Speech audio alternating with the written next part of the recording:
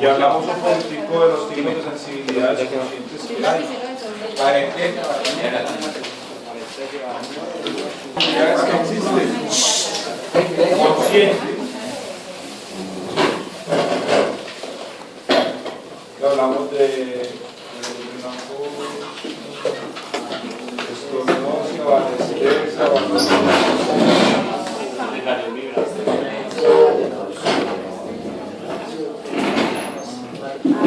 las sensibilidades entonces que serían varestesias, vanodrosias, estornosias, que terminan dando buenas posiciones, las apreciaciones del peso, las relaciones de presión y todas esas cosas que terminan siendo conscientes. Pues eso es lo último que tenemos que hablar de la vía eferente. Ya con eso estaríamos terminando vía eferente. ¿Ya? Ahora tenemos entonces lo que es vía eferente. ¿Sí? Ya terminamos la vía aferente. Hasta ahí llegamos a la vía aferente. Lo que necesitamos es devolver la información en forma de respuesta, y la respuesta entonces la vamos a enviar por medio de nervios. ¿Sí? Los nervios que ascendían eran nervios sensitivos. Los nervios que van a bajar serán nervios motores. Lo que tenemos que empezar a entender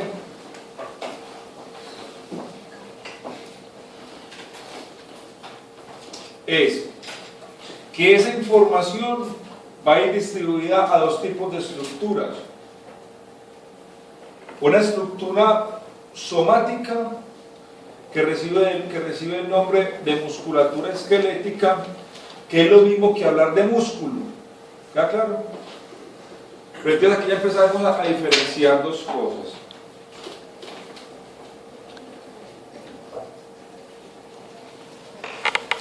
Una estructura somática que sea lo mismo que hablar de sistema muscular o musculatura esquelética. ¿Sí? Es lo mismo que hablar de sistema muscular. Pero recuerden que tenemos dos tipos de músculos. Un músculo que es voluntario y un músculo que es involuntario. Pero dentro de esos músculos voluntarios e involuntarios debemos de subdividirlo en tres tipos de músculos. ¿Sí? Y entonces, el único músculo voluntario que existe es el músculo estriado. ¿Sí? Y tenemos dos tipos de músculos involuntarios, que sería el músculo cardíaco y el músculo liso.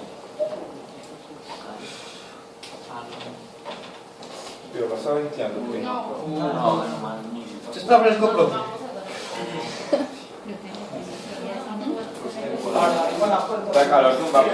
Estos serían los dos tipos de músculos, el voluntario y los involuntarios. A esto lo vamos a llamar estructuras somáticas. Esas estructuras somáticas entonces las dividimos por musculatura. ¿Qué pasa con las estructuras somáticas, muchachos? El músculo estriado es el músculo que nosotros vamos a determinar que nos va a terminar produciendo movimiento. Y entonces el músculo estriado que termina produciendo movimiento, pues es el músculo lo mismo voluntario. Yo miraré si muevo mi brazo o no lo muevo, ¿está claro? Pero el músculo cardíaco y el liso son músculos que son involuntarios. El cardíaco lo vamos a ver principalmente en el corazón y el liso lo vamos a determinar principalmente en todas las estructuras y vísceras que nuestro cuerpo tenga. Entonces ese sistema visceral intervendrá directamente sobre el sistema involuntario, y sobre el sistema involuntario activará otro sistema que se llama el sistema nervioso autónomo. Y este sistema nervioso autónomo lo dividiremos en dos partes con funciones, que será el sistema simpático y el sistema parasimpático. Desde la función de la respuesta. ¿Sí? Entonces ahí ya empezaremos a entender cómo empezará a funcionar la vía eferente. Esa vía eferente, entonces, esa vía eferente va a trabajar a partir de una cosa que se llaman nervios motores. ¿Sí? Sí. Y esos nervios motores dependerán de una cosa que se llama plexos o plejos. ¿Sí? Y esos plejos se subdividirán según las zonas del cuerpo. Entonces tendremos un plejo, sí, un plejo para el miembro superior, tendremos un plejo para la parte abdominal, tendremos un plejo para la parte del tronco y tendremos un plejo para el miembro inferior. ¿Qué son plejos entonces? ¿Qué terminan siendo plejos? Pues agrupaciones de nervios que salen juntos y que después tendrán que empezar a separarse y a subdividirse según la zona. ¿Qué son, profe? Perdón. Agrupación de nervios que salen juntos o ramificados de alguna zona y que después de que salen tendrán que subdividirse para cumplir funciones en diferentes partes del cuerpo. ¿Para llevar qué? Una respuesta netamente motora. ¿De acuerdo? Esa respuesta motora, pilas pues, esa respuesta motora que entre por los plejos, esa respuesta motora que entre por los plejos y que llegue directamente al músculo estriado, ¿sí? Por parte de los nervios motores, le estaremos dando el nombre de inervación. ¿Está claro? Entonces, Entra por el sí, Claro, estamos por parte de los plejos sale una respuesta, por parte de los plejos va a salir una respuesta motora que va a llegar ¿a dónde? Al músculo estriado. Entonces el músculo estriado va a producir una respuesta y esa respuesta que llega por medio de los plejos al músculo estriado recibe el nombre de inervación. ¿Qué produce la inervación entonces en el músculo? Que las contracciones musculares son dadas a partir de inervación. ¿Sí? Hey, lo que pasa es que esa contracción muscular es una contracción que es voluntaria. ¿Queda claro? ¿Cómo, profe? Esa contracción muscular en el músculo estriado es voluntaria. ¿Queda claro? Yo determino si muevo o no. Pero esa misma inervación que llega al músculo involuntario, pues también termina generando una contracción muscular. Lo que pasa es que es de carácter involuntario. ¿Queda claro? O sea que las contracciones musculares que llegan a los sistemas esqueléticos terminan llamándose inervación. Y nosotros empezamos a tener sensibilidad a partir de inervaciones. ¿Está claro?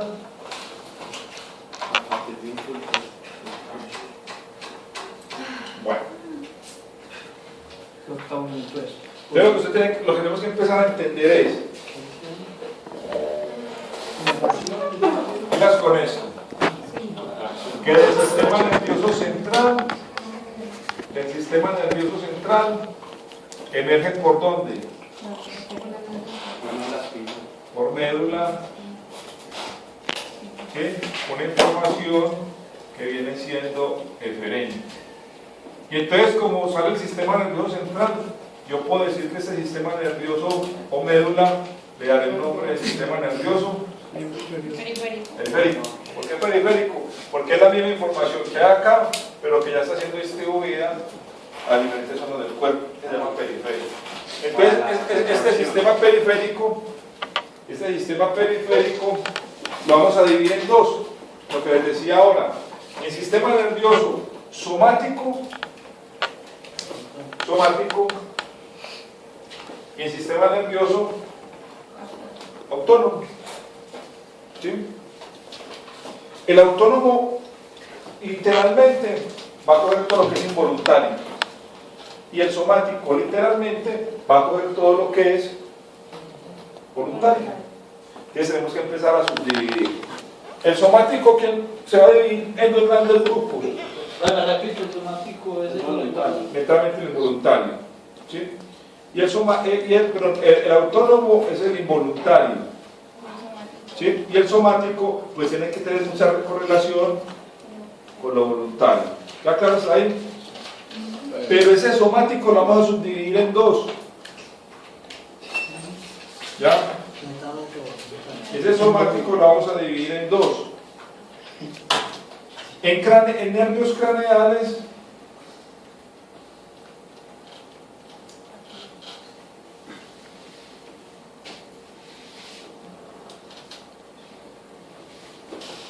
y en nervios raquídeos.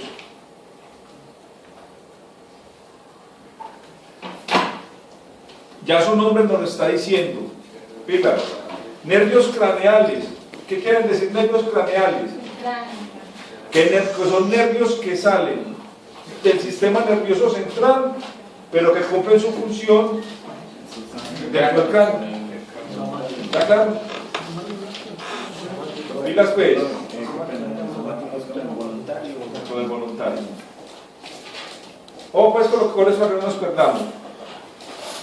Entonces tenemos unos nervios que salen del cráneo, pero que salen del sistema nervioso central, estando dentro del sistema nervioso central, pero terminan cumpliendo su función dentro del cráneo y la cara principalmente.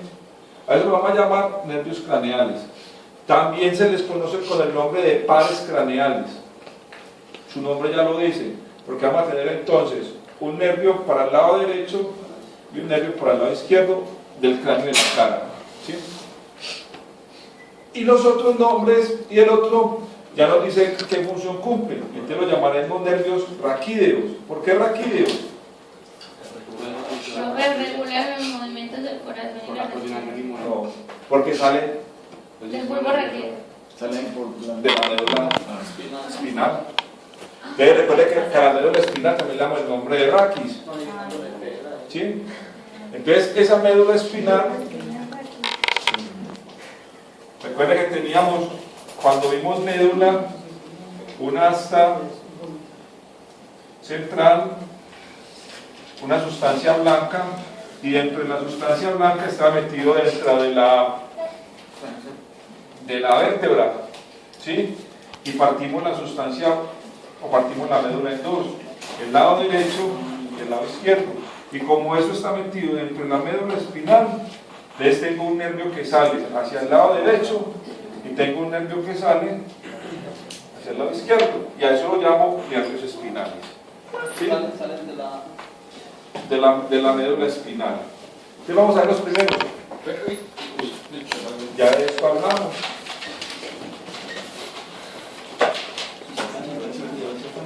¿Sí? Ya de eso hablamos. para el linfático.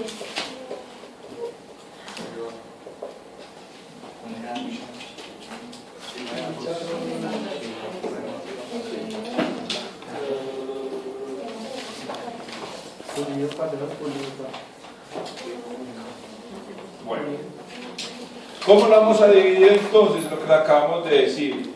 En 12 pares craneales que se originan en el sistema nervioso central, pero que cumplen su función en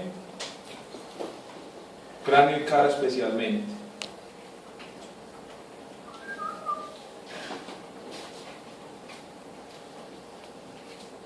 Y en 31 pares de nervios raquídeos. Al hablar trocoencefálico es como que el bulbo raquídeo. Sí. Y en 31 nervios raquídeos, pares de nervios raquídeos que salen de cada lado de la médula espinal y que inervan diferentes órganos corporales.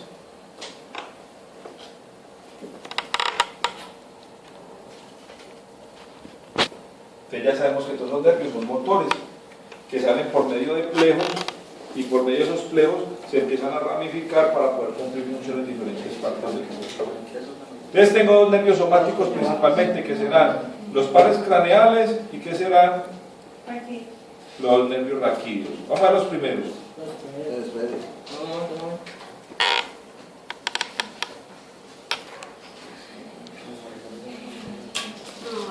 Entonces vamos a ver los pares craneales. Los pares Vamos a ver los craneales. pares craneales. Entonces, como vamos a hablar por pares, le vamos a empezar a dar el nombre por par. Entonces hablamos del primer par o el primer nervio. Sí, de los craneales. Vamos a hablar del primer par o el primer nervio. Se llama el nervio olfatorio.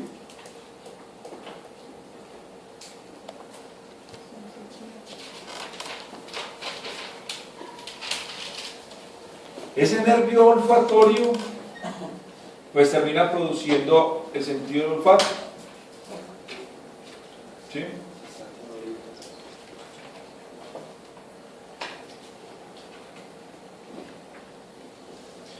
Ese nervio del olfato, pues cuando ese nervio no actúa de la mejor manera posible, produce 3 daños que serían anosmia. Anosmia sería ausencia de olfato. ¿Sí? De las personas que se les daña el primer par sufren de anosmia, o sea que es ausencia de olfato. ¿Sí? Les puede producir hiposmia. ¿Ya? Hiposmia quiere decir que tiene disminución del olfato. ¿Ya? O le puede dar disosmia.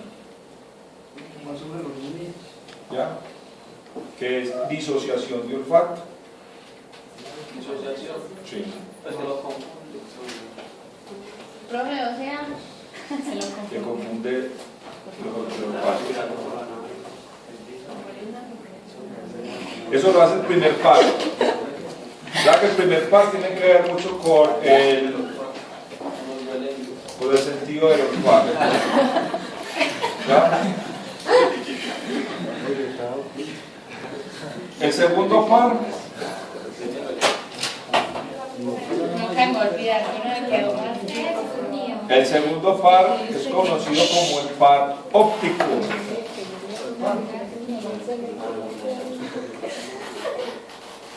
El segundo par es conocido como el par óptico. ¿Sí?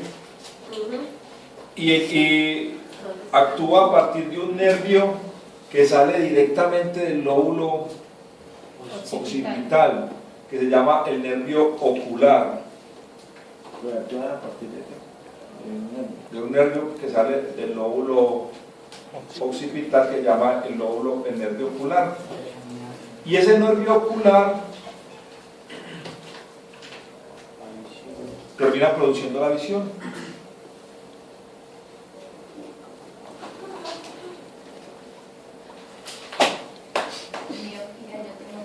Bueno, Yo tengo de todo. entonces, los que tienen gafas, el problema que tienen es de nervio ocular con relación a la posición de imágenes. ¿Sí? Pero que hay que entender lo siguiente, miren. Este es el ojo humano, ¿sí? Y esta imagen que yo estoy viendo aquí, pues tiene que ir proyectada al lóbulo occipital. ¿Ya? Pero resulta que el lóbulo occipital lo mira así. ¿Sí? Se da un enfoque al contrario, con una cámara fotográfica. ¿Sí? ¿Quién es el miope? ¿El que ve de lejos o de cerquita? De cerquita. Que tiene que acercar las cosas para verlas, ¿sí o no? Y la mamá. Entonces ese miope, lo que pasa es que esta imagen, cuando él la está viendo, no se está ubicando en todo el lóbulo occipital, sino que se está ubicando en ¿dónde? Detrás del lóbulo occipital. ¿Sí? Entonces lo que hace es que él acerca la visión para que la imagen se vaya corriendo y pueda ser enfocada mejor. ¿Sí? Ese es el miope. ¿Está claro? Entonces la imagen se fue hacia atrás del punto de visión. Y entonces lo que hace el miope es que tiene que acercar el objeto al ojo, ¿ya? Para que el objeto se acerque al punto visual en el lóbulo occipital y él lo pueda ver. Entonces empiezan a acercar las cosas. ¿Quién es el hipermetropía? El hipermetropía.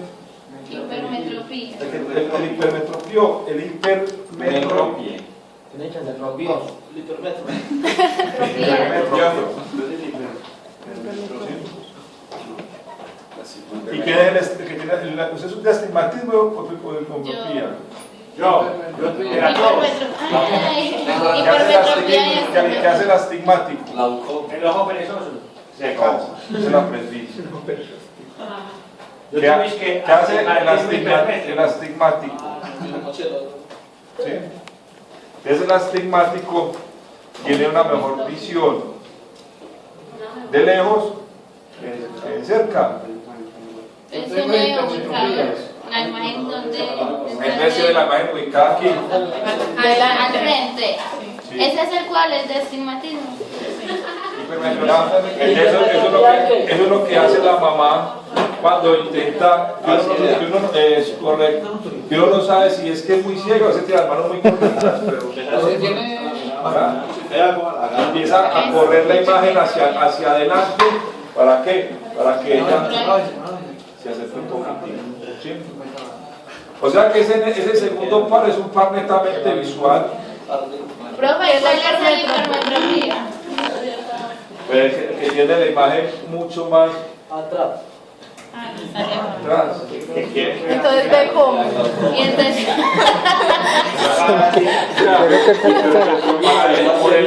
Por eso es que se les ubican unos lentes especiales para que acerquen o disminuya la imagen y la persona pueda ver. La presbicia es el ojo perezoso. La presbicia es la persona que ve más por un ojo. Yo veo 30 veces. Pero yo tengo eso, pero es la presbicia, que es que astigmatismo hipermétrico. Entonces, si es presbicia, entonces.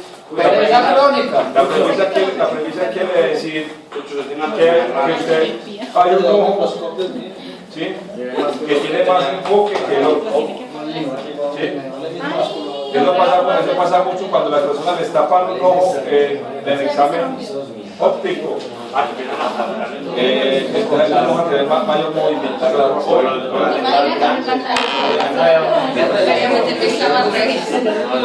Que sería motor ocular común, que sería el tercer par.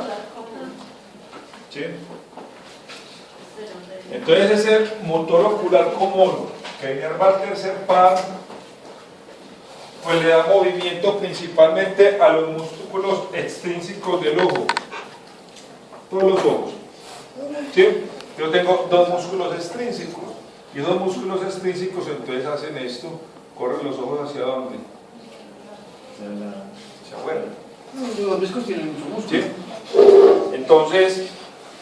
Entonces esos dos ojos tienen la posibilidad de ver hacia afuera y de ver hacia afuera. Y eso en el deporte lo terminamos llamando visión periférica. Es que en el vuelo. ¿Sí? No todos los deportistas tienen buena visión periférica. Resulta que en el deporte se requiere muy buena visión periférica porque hay deportes en que usted necesita ver hasta por acá sin necesidad de voltear la visión.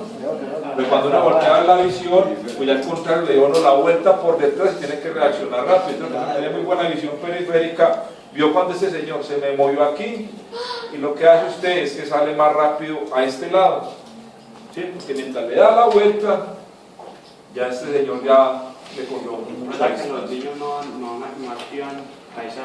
No todas las personas tienen visión periférica. No, pero obviamente hay niños que para poder mirar lo tienen que voltear de todo. No, hay muchas personas también, pero eso depende de del chico. Sí. ¿Qué hace esto? Que a usted le amplíe el foco de visual. ¿Sí? Entonces cuando yo tengo muy buen par o par 3, entonces me mejora la visión periférica en el deporte. Quiere decir que yo veo más amplio de lo normal. Hay personas que tienden visualmente a cerrar la mirada, ¿sí? Ustedes ven solamente lo que está aquí al frente, ¿ya claro? Y cuando se voltean en el deporte, pues se da cuenta uno que la visual se le cierra. Aquí en Colombia hay un delantero que cuando trabajaba con nosotros nos dimos cuenta que tenía miopía y un problema de color ocular común, porque entre más se acercaba al arco, más se le cerraba la visión, y entonces nos decía, pero es que este man, ¿por qué no define si está frente al arco? El problema era que él no veía, su visión se cerraba, se iba cerrando, se iba cerrando. Claro, entre más lejos se colocaba del arco, pues más visión tenía, pero entre más se acercaba, que lo más normal, yo más cerco, más debo mirar, pues menos veía, entonces no podía tener enfoque.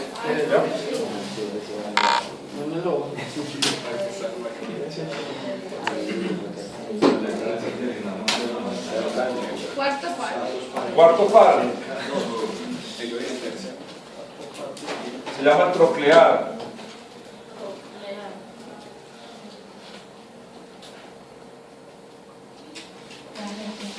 Y hay jugadores que juegan con gafas. Hay jugadores que Sí, Edgar Davis jugaba eso no es problema. con gafas. Jugadores de Para eso baloncesto. se diseñan las gafas especiales para poder mejorar su visual. O unos lentes de contacto, pero que son diferentes a los normales, para que cuando tengan algún contacto, algún golpe, no les caiga rápidamente.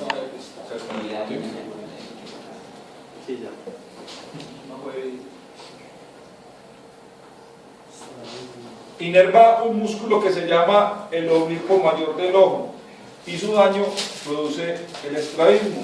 Entonces hace esto, mire, el ojo, si está en la mitad de la cara, el ojo siempre se queda pegado a esta parte interna. ¿Sí? Y entonces es la famosa persona que dicen que es visco. Visco. ¿Sí? ¿Qué es lo que tiene esa persona? Que este músculo no se mueve. ¿Sí? ¿Cuál el Ese músculo no se mueve. ¿Cuál músculo? Este que es un músculo que se llama el oblicuo mayor del ojo. Que se ubica Está aquí, en esta Entonces el ojo se mantiene ubicado acá. Acá, se queda aquí. ¿Sí? ¿Por qué? Porque es que no tiene inervación. Qué miedo, un tipo así. Entonces no tiene inervación.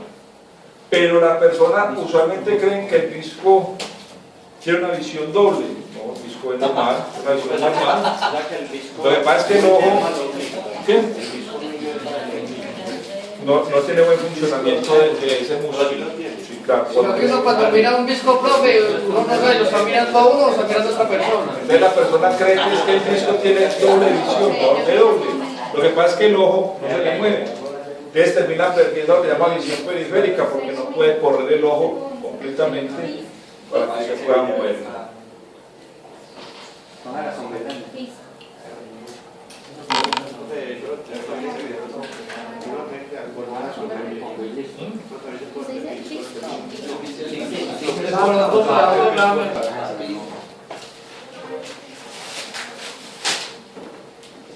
El quinto par, llamamos el nombre de trigémino. Ese quinto par tiene dos funciones. ¿Sí? Una que será darle sensibilidad, o sea, que nosotros sintamos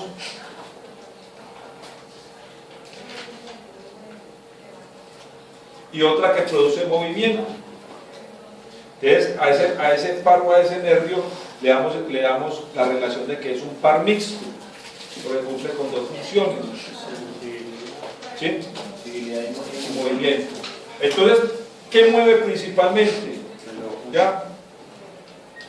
Principalmente le da movimiento a los músculos masticadores, que serán los músculos que terminarán moviendo el maxilar inferior. Lo llaman músculos masticadores. que son los músculos más, de los músculos más fuertes que tiene el cuerpo humano, y son inervados directamente por el trigémino. Sí, 4 músculos tenemos ahí. Pero sensitivamente, o sea, para que usted empiece a tener sensibilidad y sensaciones dolorosas, entonces ese nervio trigémino le va a inervar los párpados, ¿sí? Le va a inervar la córnea, le va a inervar la mucosa nasal y bucal, le va a inervar el labio inferior y le va a inervar las piezas dentarias, ¿sí? Cuando usted tenga alguna sensación dolorosa en alguna de estas estructuras que se le acaba de nombrar, es porque tiene un trabajo de trigémino. ¿Está claro? O si usted tiene alguna sensibilidad o sensación de alguna de estas partes, es puro nervio trigémino.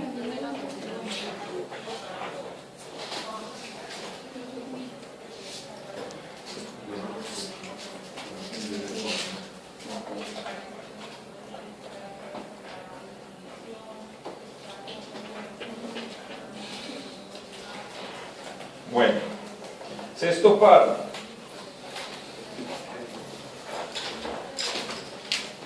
Motor ocular externo. Entonces volvemos a los ojos otra vez. Motor ocular externo. ¿Ya? El motor ocular externo va a inervar un músculo que se llama el recto lateral del ojo.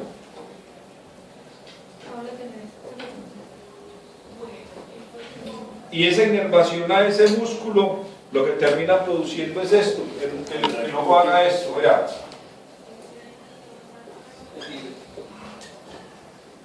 Diagonal. ¿Bien? Entonces que me mire, arriba y afuera, que tenga la posibilidad de mirar, abajo y afuera, abajo y adentro, y adentro y arriba y adentro. Qué dolor de cabeza. ¿Sí? El ojo, la visual de un deportista o la visual del ser humano, la visión del ser humano es manejada por 3 pares. Tengo que activar 3 pares para tener una buena visual. ¿Ya? Por eso es que el enfoque en los deportes no es tan fácil, y los deportes de tanto enfoque y precisión no son para cualquier persona que no tenga una buena visión y una buena visual. Par 7.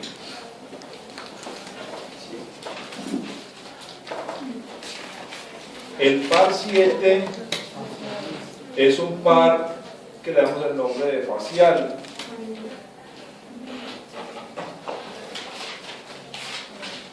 Ese par facial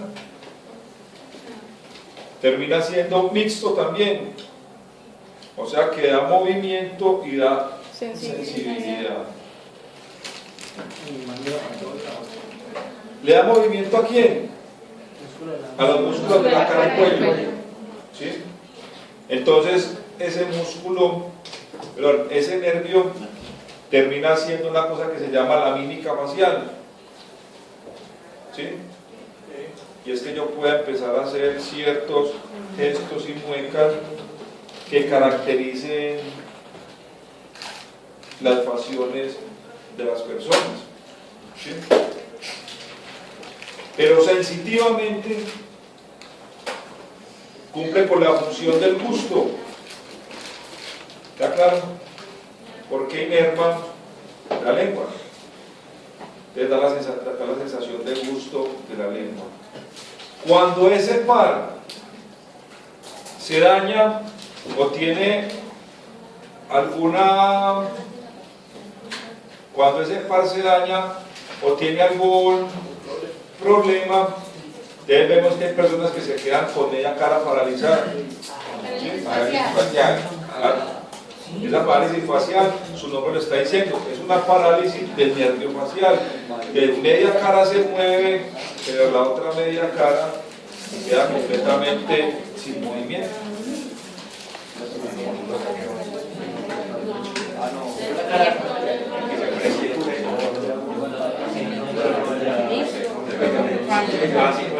Pregúntale al profesor.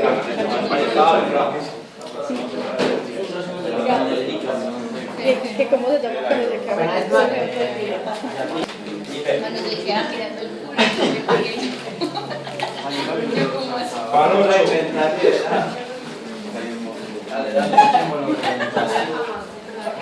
Paro 8. El par 8 recibe el nombre de vestíbulo coclear, que nos está diciendo qué función cumple. ¿Sí?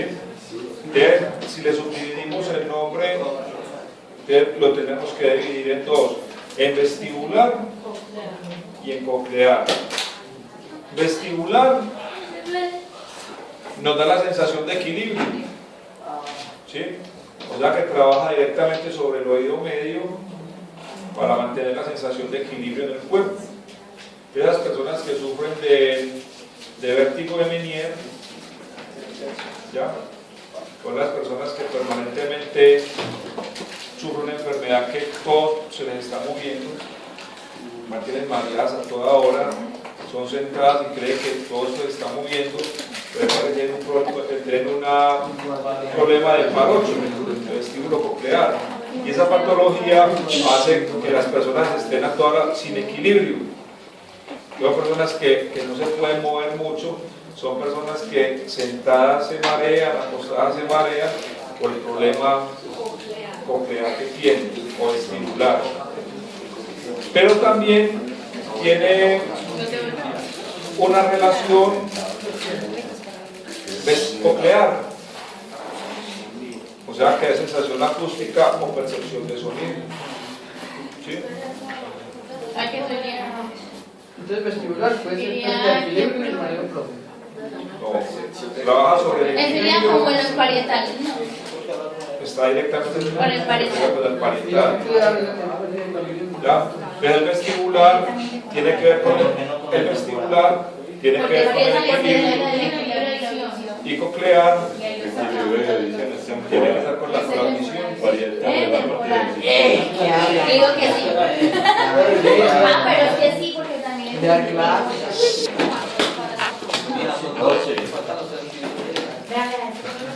Par 9.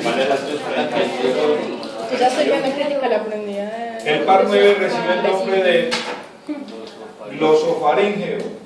Y es mixto.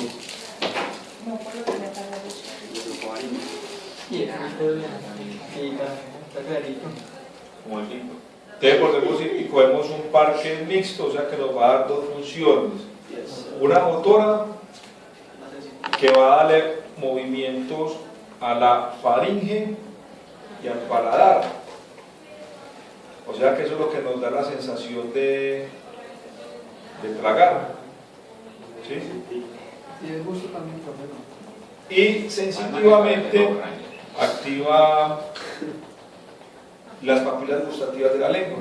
Entonces tiene que ver también con el gusto.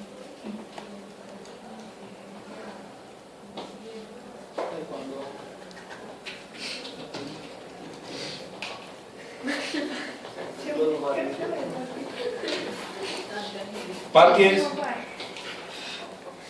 Par 10.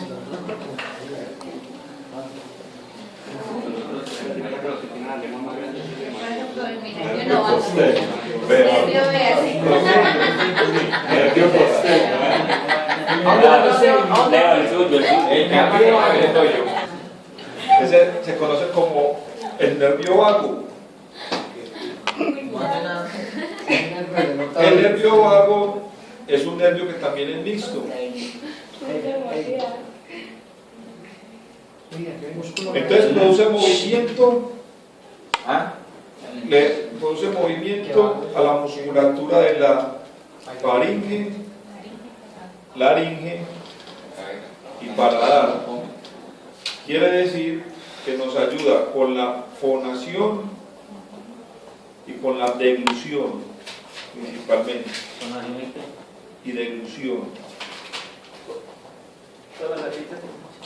tiene que ver con la fonación y con la deglución. Y sensitivamente le da la sensación del gusto a la lengua. ¿Ya? ¿Gusto a la lengua? Sí. La deformación es de la faringe. Fonación. No, la de contra. La fonación es principalmente la laringe. La deglución es principalmente La faringe. la faringe. Y el paladar.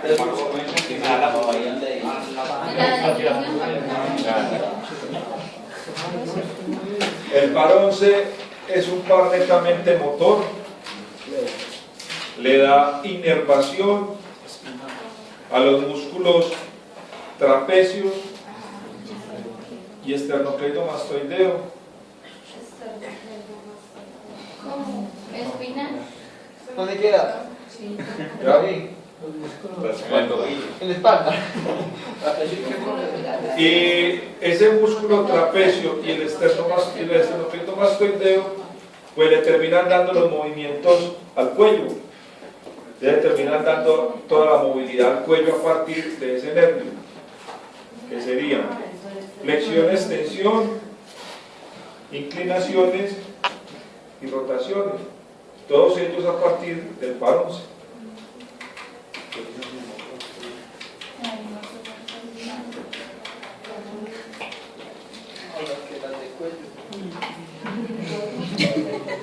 Vea, la faringe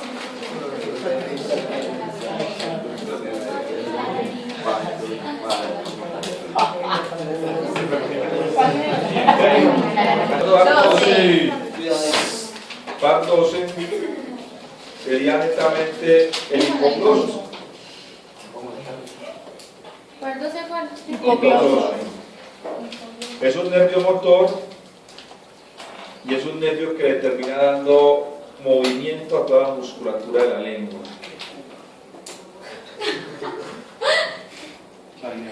Ay, qué cochino.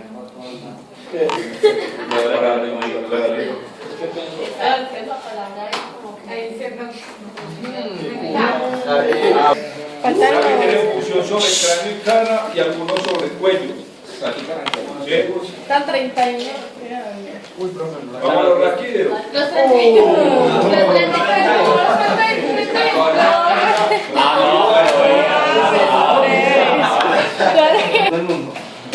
Los nervios raquídeos, ya hablamos de ellos, ya dijimos que emergen de cada lado de la médula, ya que tengo un nervio raquídeo derecho e izquierdo, ¿sí?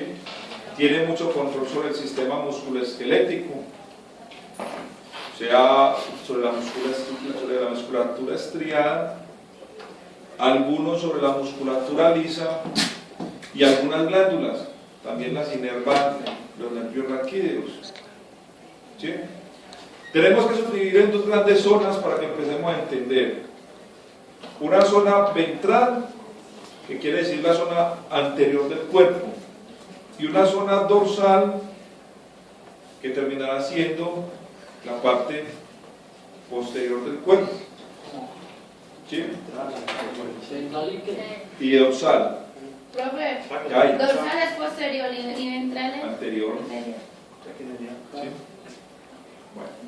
Entonces la parte ventral, los nervios que salen por la parte ventral, o sea, los nervios que emergen de la médula y que van hacia el lado anterior del cuerpo, terminan inervando lo que es cuello, ¿sí? Parte central del tronco,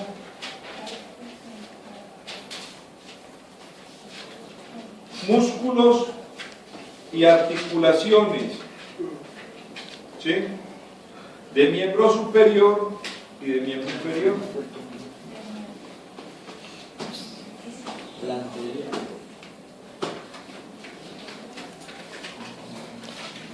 Los músculos que salen hacia la parte dorsal, o sea posterior, terminan inervando principalmente la musculatura de la espalda.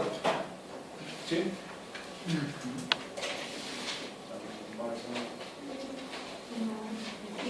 Y a eso lo llamamos nervios raquídeos, los que van a inervar del cuello hacia abajo todas las estructuras. Son 31 porque se subdividen según la salida de cada vértebra. ¿Sí? ¿Está claro? Entonces, si yo tengo vértebras cervicales que serían 7, no son 8, son 7. ¿Sí? Ya aquí tengo C1, C2, C3 y C4. Pues de C1 sale un nervio hacia el lado derecho, sale uno hacia el lado izquierdo. De C2 sale uno y van saliendo nervios de cada lado. Entonces, serían 7 nervios raquídeos cervicales, ¿sí? Con las 7 vértebras cervicales. Entonces tendremos 7 pares de nervios cervicales. ¿Por qué dice 8 ahí? Entonces ya no serían 31, no 30, ¿no? Porque es que los coxígeos, se me pasó uno de los coxígeos para allá arriba. Sí, los cosígeos. Entonces tengo 7 cervicales, 7 pares de nervios cervicales, ¿sí? 12 pares de nervios torácicos, 5 pares de nervios lumbares, 5 pares sacros y 2 coxígeos. Ahí tenemos los 31 pares de nervios.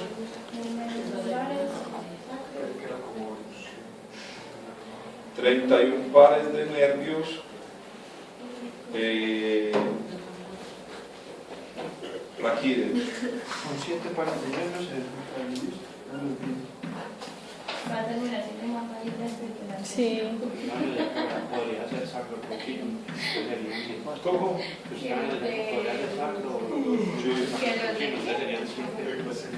Bueno.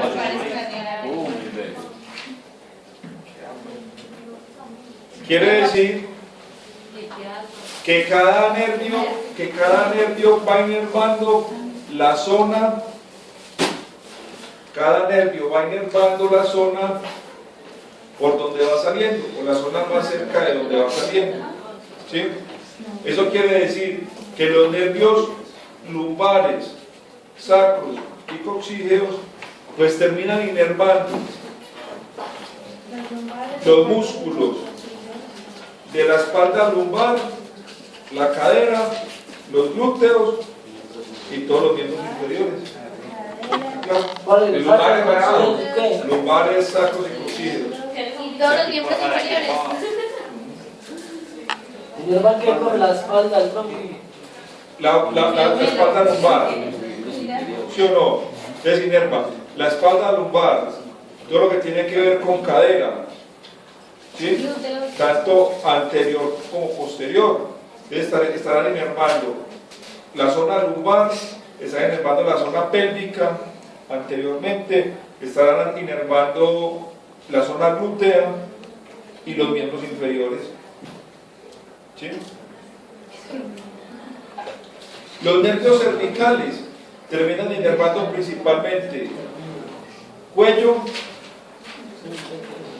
¿sí? Cuello y parte de hombro, especialmente más o menos hasta la mitad de la escápula inervan los nervios cervicales, y de la mitad de la escápula, un poquitico más arriba de la mitad de la escápula, hasta la zona lumbar, tanto anterior como posterior, ¿sí?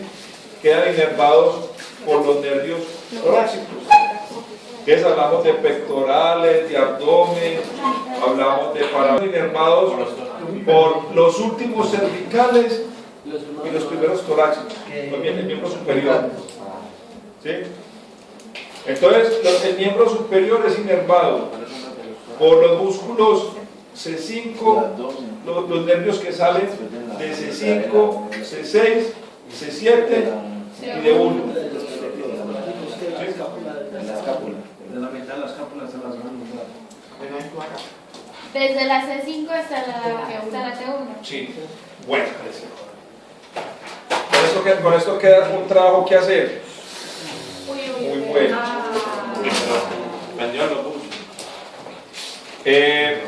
Vamos a determinar, ya entendiendo qué son los nervios raquídeos y los pares de nervios raquídeos, entonces vamos a traer para la próxima clase una información sobre miotomas.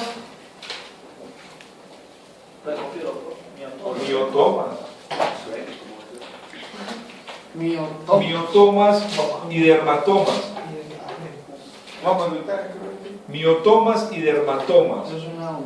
¿Sí? Pero Creo que es tiene- una consulta nada. Sí, no, es un trabajo que lo tiene que aprender porque va para el parcial.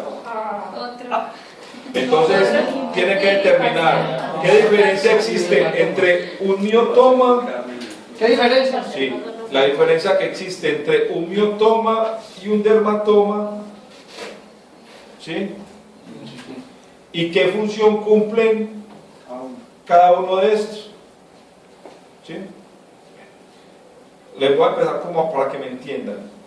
Entonces, estamos hablando de que existen 31 pares de nervios raquídeos y todos tienen su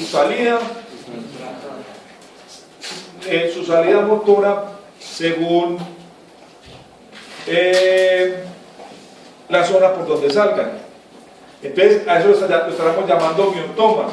¿Y qué es miotomas? Es reconocer qué zonas del cuerpo van a ser sensibilizadas por ese nervio. ¿Queda claro? Y el dermatoma nos termina diciendo qué zona del cuerpo va a ser inervada por ese nervio. ¿Sí? Entonces, si yo sufro una parálisis, por ejemplo, de todos los músculos posteriores de la mano,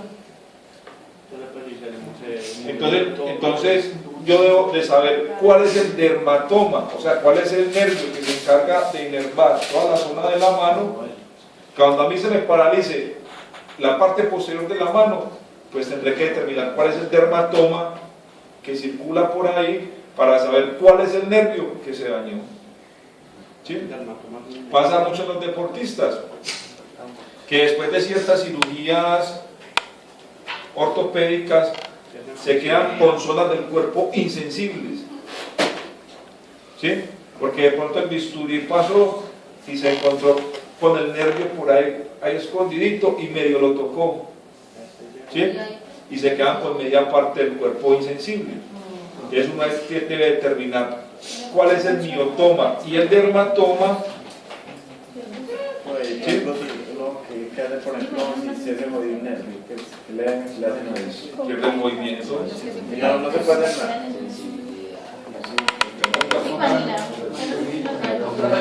Esta primera vuelvo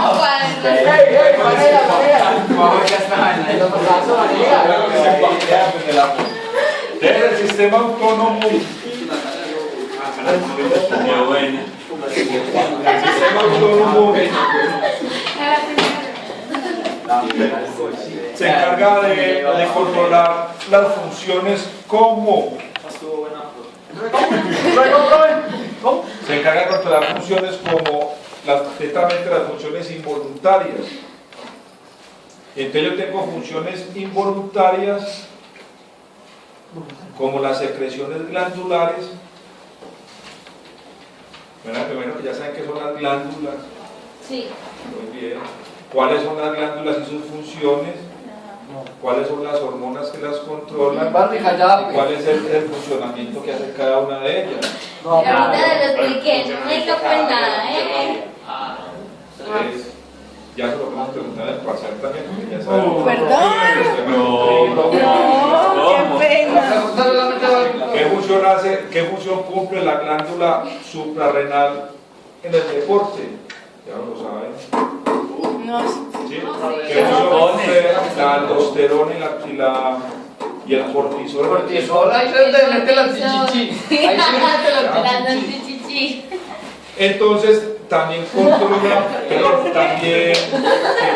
también controla movimientos como los movimientos respiratorios los movimientos cardíacos, los movimientos viscerales y los movimientos peristálticos. O sea que estamos hablando ahí de 4 sistemas al mismo tiempo: sistema respiratorio, sistema cardíaco, sistema renal y sistema digestivo. Quiere decir que esos 4 sistemas tienen que actuar a la misma vez como funcionamiento del sistema, del sistema autónomo del deporte. Por eso la importancia de que vayamos a la par con Carlos hablando de sistema endocrino de actividades en el deporte. Depende. ¿Sí? Bueno.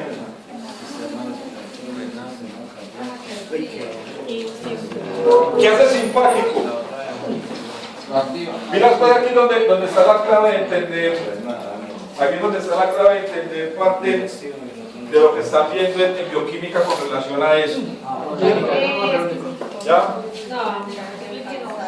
¿Qué hace el sistema simpático? La función que tiene el sistema simpático es activar el funcionamiento de los órganos. ¿Sí? Es siempre que usted le hable de sistema simpático, lo que tiene que entender es que el funcionamiento de los órganos que sean involuntarios,